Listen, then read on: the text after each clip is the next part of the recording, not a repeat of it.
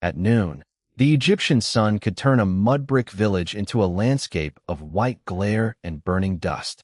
A farmer working beside the Nile had no electric fan, no refrigerator, and no reliable escape into an air-conditioned room. Yet inside a shaded house, a thick wall delayed the heat.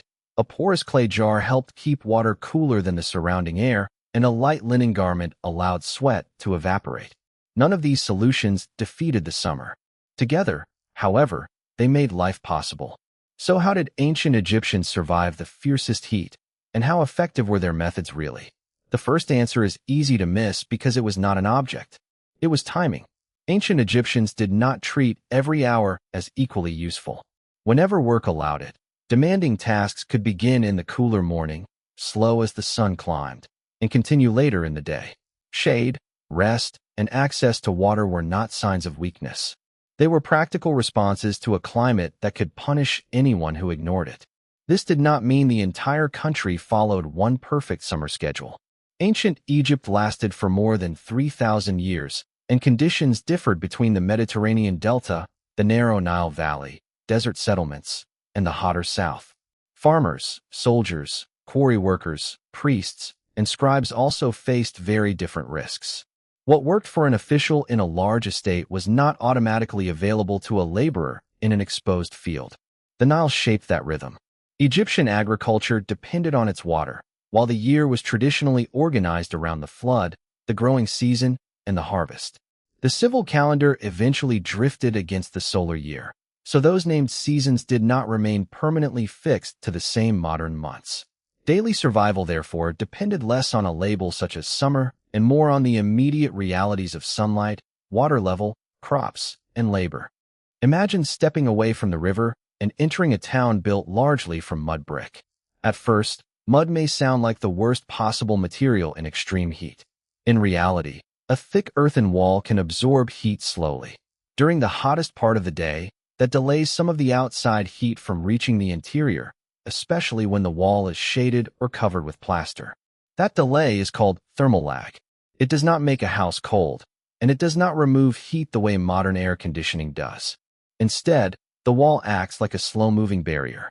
A thin wall heats quickly. A thick mud brick wall takes longer, buying the occupants valuable hours before the interior becomes as uncomfortable as the street.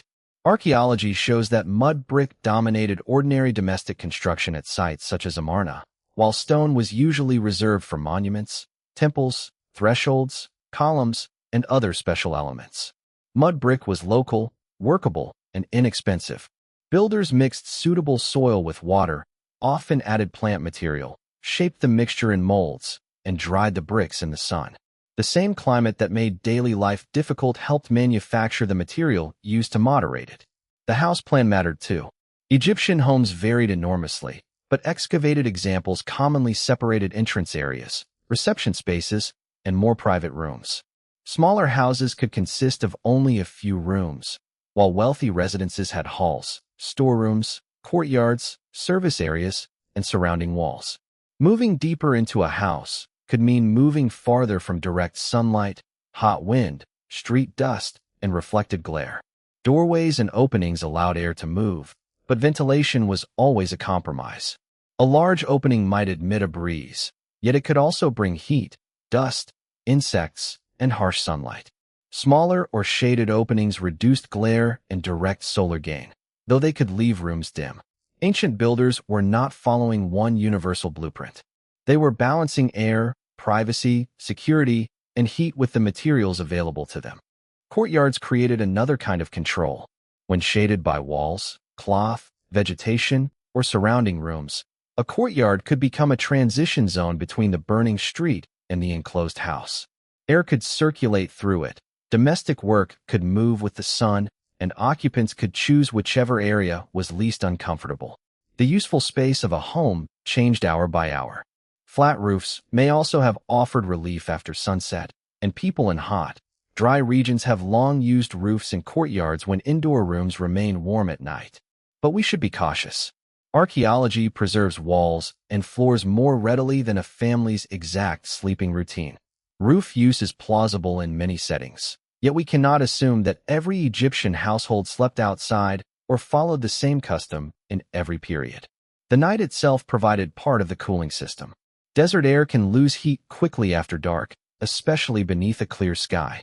Doors and openings could release some warmth stored during the day, while people shifted activities toward cooler spaces. But thick walls had a drawback. The heat they absorbed eventually moved inward. Good thermal mass delayed discomfort. It did not erase it. Then there was water, the most important defense of all. The Nile, canals, wells, basins, and household storage vessels placed water at the center of daily life. At Amarna, archaeologists have found domestic installations that included large jars set into floors or partitions. A household could store water close to the rooms where people worked, ate, and rested, but someone still had to collect, carry, and refill it. Unglazed pottery offered a small but clever advantage. Tiny amounts of water can seep into the porous surface and evaporate. Evaporation requires energy, which is taken partly as heat from the vessel and its contents. In dry, moving air, this can leave the remaining water cooler than it would be in a sealed container exposed to the same conditions. The effect has limits. A clay jar is not a refrigerator, and evaporative cooling becomes less effective when the air is humid or still.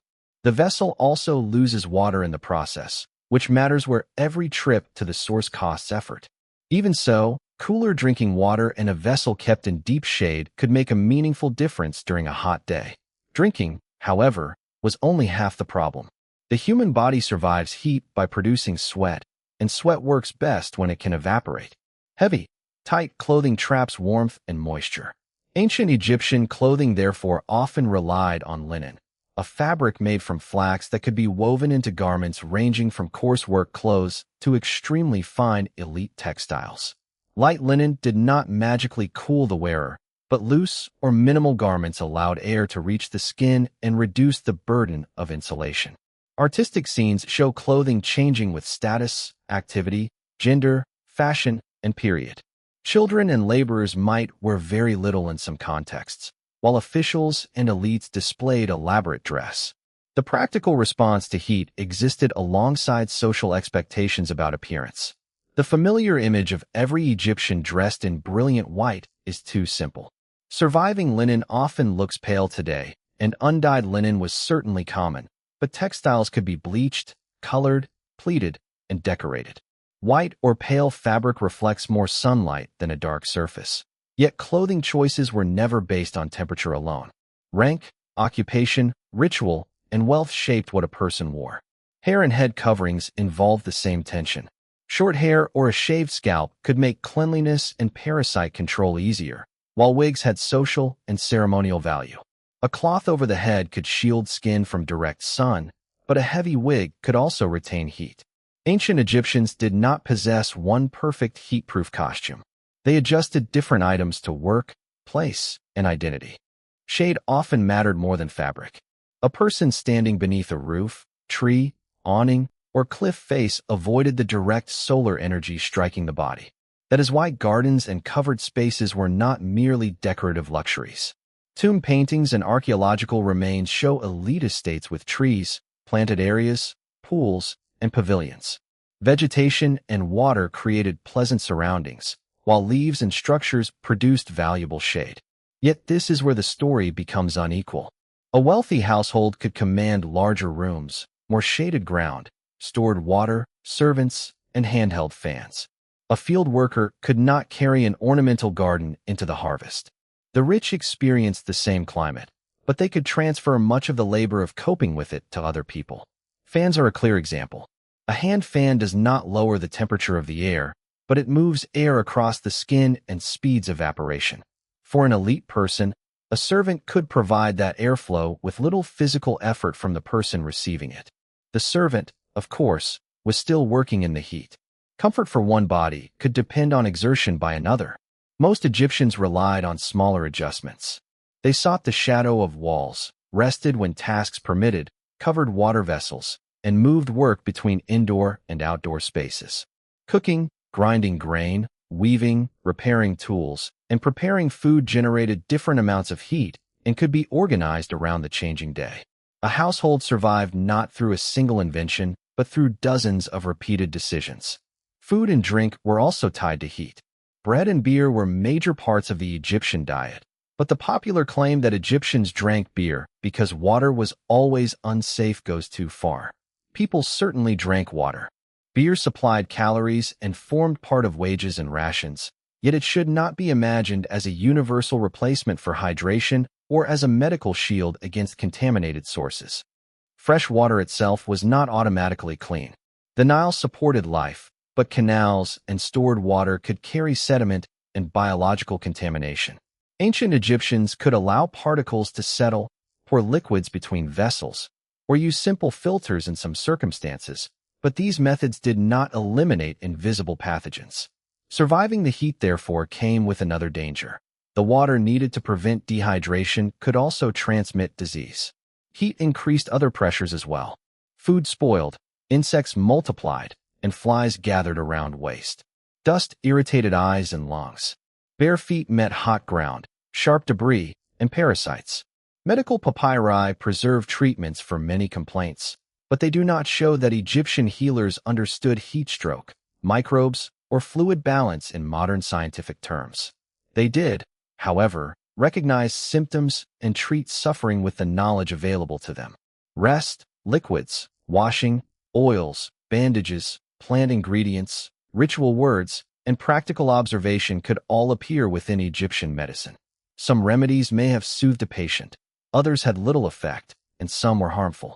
Evidence of treatment is not evidence that treatment always worked.